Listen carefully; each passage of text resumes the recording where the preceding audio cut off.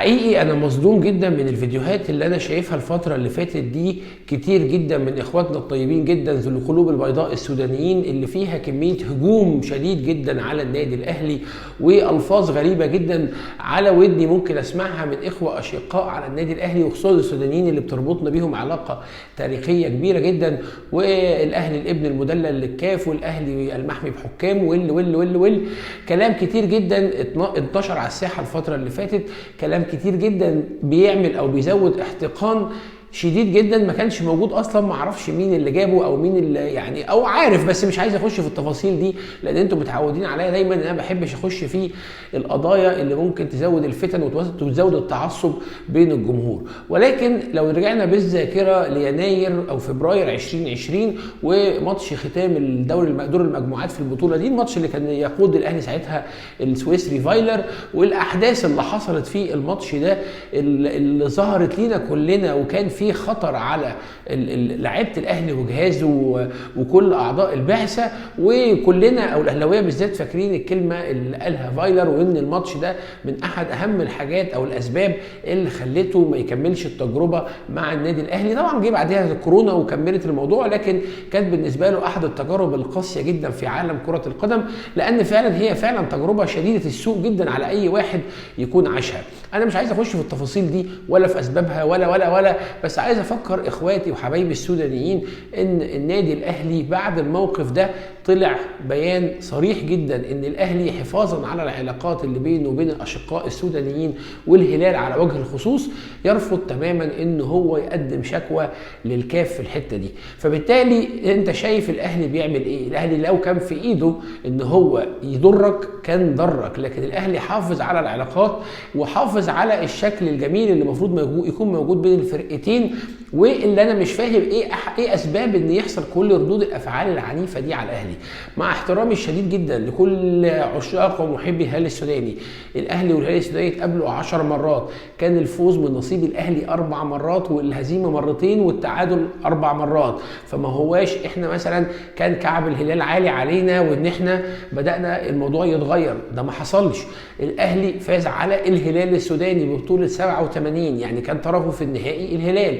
على مدار الحاجه و20 سنه دول ما وصلش للنهائي غير مرتين، مره منهم اتغلب من الاهلي، وما وصلش مربع الذهبي غير 3 أو 4 مرات. فانا اسف، ليه كل هذا الهجوم على الاهلي؟ انا حقيقي مش فاهم، واتمنى ان الموضوع يهدى ويقف على كده. كان طبيعي جدا بعد اللي حصل ساعتها ان يكون رد الفعل في الكاف ان الماتشات اللي بين الاهلي والهلال يحصل فيها كده، والطلب طلبات معينه عشان الملعب يكون اكثر امانا وما يبقاش الجمهور قريب جدا من المنطقه الاداريه والفنيه ومنطقه اللعيبه. والكلام ده بقى في ناس قالوا ان هو راح متاخر. انا مش هخش في التفاصيل دي كلها، انا كل اللي يهمني ان احنا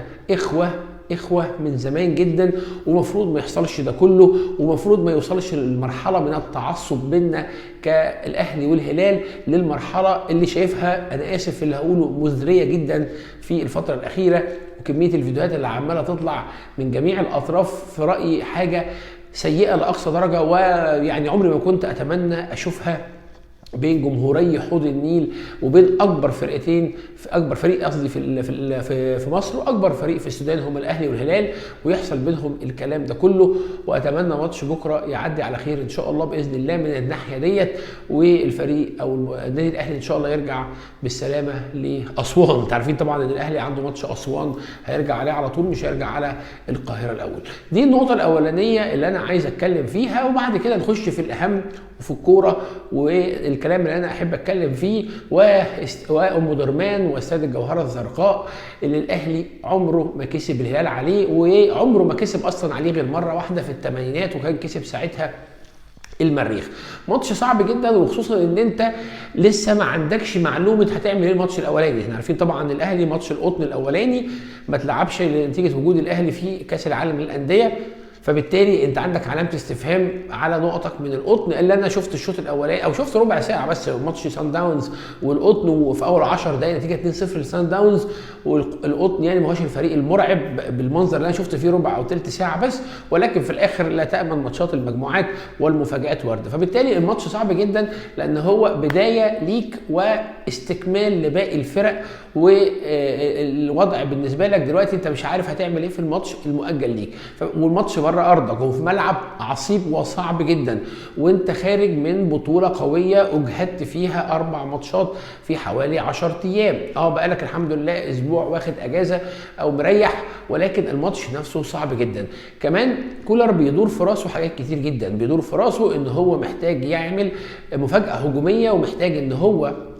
يباغت الفريق السوداني بكره ويحاول ان هو يقتنص ال3 نقاط عشان يعوض مشكله ان هو ما يعرفش نتيجه الماتش الاولاني، وفي نفس الوقت عنده الخلفيه لان الراجل ده بيذاكر كويس قوي قوي قوي، وده شفناه مع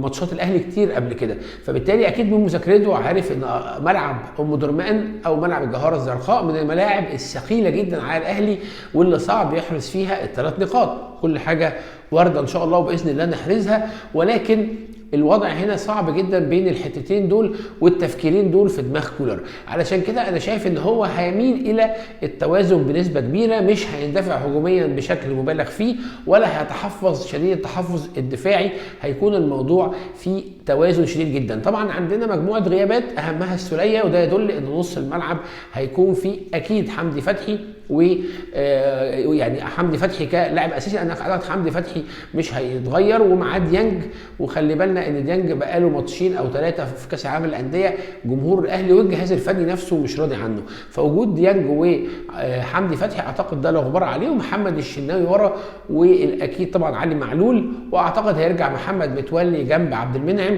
وهيكون في الجبهه اليمنى بنسبه كبيره يعني اعتقد محمد هاني مش خالد عبد الفتاح، لان خالد عبد الفتاح طبعا مطرود، فبالتالي هو محمد هاني مش حد غيره. طيب بالنسبه بقى لمين اللي هيلعب مكان السوليه، انت عندك 3 حلول مكان السوليه. في حل رابع سافيو ما اتخذش في الرحله دي، وبيقولوا ان هو مصاب في ركبته، والله اعلم هو مصاب ولا في المشاكل التانيه اللي اتكلمنا عليها. فعندك 3 حلول للاثنين اللي قدام حمدي فتحي وديانج، يا اما مجدي قفشه، يا اما عندك بيرسي تاو زي الماتش الاخير بتاع فلامينجو البرازيلي، يا اما هيغامر بالقندوسي. ومن خبرتي شويه في قرايه دماغ كولر ما اعتقدش ان هو هيبدا بالقندوسي، لان هو صعب يبدا ماتش زي ده بالنسبه له مجهول، واول مغامراته الافريقيه الصعبه، لان احنا عارفين طبعا هو لاعب مع الفريق التونسي قبل كده في دور 32. فبالتالي انا اعتقد ان هو اميل ان هو يبدا ببيرسي تاو او قفشه في ماتش زي دوت، وخصوصا ان احنا عارفين ان اخر لقاءات او الماتش اللي قبل الاخير للاهلي في الهلال والماتش الصعب اللي قلنا عليه مع فايلر كان قفشه هو صاحب هدف الماتش الوحيد للاهلي، الماتش ده خلص 1-1. فبالتالي اعتقد ان هو هيكون ما بين تاو وما بين قفشه في اللاعب اللي قدام حمدي فتحي وديانج. اما على الاطراف فانا اعتقد بنسبه 99% حسين الشحات هيكون موجود في ارض الملعب هو واحمد عبد القادر، لان محمد طاهر لم يملي بلاء حسنا في الماتشات او في الدقائق اللي لعبها في كاس العالم للانديه. واعتقد راس الحربه هنا هيكون كهربا. هتقول لي ليه كهربا؟ هقول لك مش عشان بقى محمد شريف والمشاكل اللي حصلت والكلام ده كله، لا، علشان هو عنده قناعه اعتقد ان هو الفريق السوداني هيميل شويه ان هو يضغط بشكل عالي وهيهاجم شويه، فبالتالي هتكون عنده في الخطوط بتاعته او الخط الدفاعي بتاعه متقدم شويه وعنده مجموعه من المساحات. فلما يبقى عندك الرباعي اللي انت بتهاجم بيه تاو او قفشه ومعاهم الشحات وعبد القادر وكهربا، وعمليه عدم اللامركزيه اللي هو بيتعامل معاها لما بيلعب بالمهاجم الوهمي مش المهاجم الصريح، اعتقد هتكون مفيده ليه جدا، وهيكون قادر ان هو يخلخل بيها دفاعات الهلال السوداني، ويكون عنده القدره ان هو يوصل للمرمى بشكل احسن، بعكس ان هو لما بيكون موجود سترايكر صريح للاهلي او رقم 9 ده لو شفنا او راجعنا ماتشات وذاكرنا ماتشات كولر هنلاقي ان هو بيلعب بيها في الماتشات مع الفرق اللي بتلعب بتكتلات دفاعيه اكتر من انها عندها مساحات يقدر يلعب فيها، لان محمد شريف ما هوش اللعيب السريع، وشفنا طبعا ان هو في الانفرادات ساعات كتير قوي بيضيع، غير كهربا وغير تاو وغير الشحات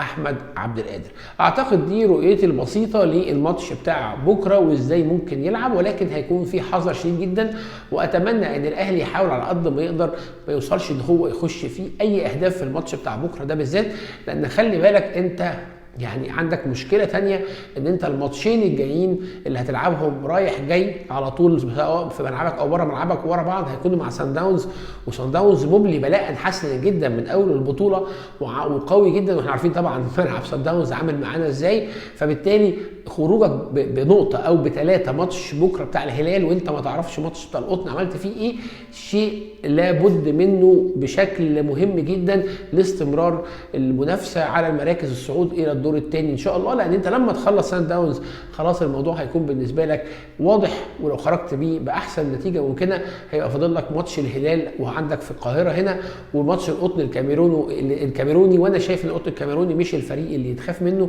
فاعتقد باذن الله بنسبه كبيره هنكون احنا يعني في شايف باذن الله 6 نقط بتوع الماتشين ان شاء الله الاهلي هيكون هو اللي يحصل عليهم، لان كولر بيهاجم سواء بره ارضه او جوه ارضه. واخيرا الزمالك يخسر نقطتين اخرتين سهل جدا جدا جدا، كانوا سهلين جدا جدا اسف يعني، قدام المريخ السوداني النهارده في الماتش اللي اتلعب في ليبيا، بسبب ان الاتحاد الكاف رافض ان المريخ السوداني يلعب على ارضه بسبب الاجراءات التصليحات في الملعب. الزمالك دلوقتي بقى يعني بين قوسين صعبين جدا، وهما برده زي ما قلنا ان الاهلي قدامه سان داونز، فانت قدامك الترجي رايح جاي في تونس ثم في القاهره، فبالتالي انت الماتشين دول لو عايز تستمر في المنافسه محتاج على الاقل 3 نقط منهم. طبعا الناس بتتكلم ان هم 4 نقط، هو طبعا 4 نقط هيبقوا احسن، بس انت على الاقل لازم تكسب الماتش اللي في ارضك، ما فيهاش بقى اي كلام تاني. دي الحل الوحيد ان انت تقدر تستمر، لان المريخ السوداني انا شايف ان هو فريق هتلعبه برده بره، يعني هتلعبه في ارضك، والفريق ده في ارضك هيبقى سهل جدا ان انت تقدر تكسبه. فبالتالي لو انت خدت ال6 نقط دول مع النقطه اللي معاك ادي معاك 7 نقط، اعتقد ان انت لازم تعافر في ماتش بلوزداد هناك اللي شايف ان هو اهون من الترجي. انا شفت ماتش بلوزداد هنا بتاع الزمالك، فريق في المتناول، ما هوش الفريق الصعب، وكان سهل جدا الزمالك يعمل نتيجه ايجابيه، بس الزمالك عنده مشاكل كتير جدا، واهمها ان فريرا مش مركز فنيا، مركز تصريحيا، اللعيبه في مشاكل في اوضه اللبس، محتاجه قائد يلم الفريق. لكن النهارده بنلاقي شيكابالا ما بيقدرش يسلم على فريرا لما اتغير، ما اعرفش هو انت متخيل ان انت لياقتك تقدر تلعب 90 دقيقه؟ دي حاجه صعبه جدا. اعتقد ان ما يحتاجه الزمالك اليومين دول اوضه اللبس تتلم، سواء جهاز فني او اداري او لعيبه، ويكونوا على قلب رجل واحد. اعتقد هي دي مفتاح ان الزمالك ممكن يقدر يرجع للمنافسه تاني في مجموعته. ده اللي كان عندنا النهارده، اتمنى الحلقه تكون عجبتكم، واتمنى تدعموها باللايك والشير والسبسكرايب وتفعلوا الجرس يوصلكم جديدنا اول باول، واشوفكم الحلقه الجايه بكره بعد ماتش الاهلي والهلال السوداني ان شاء الله بفوز الاهلي باذن الله. سلام.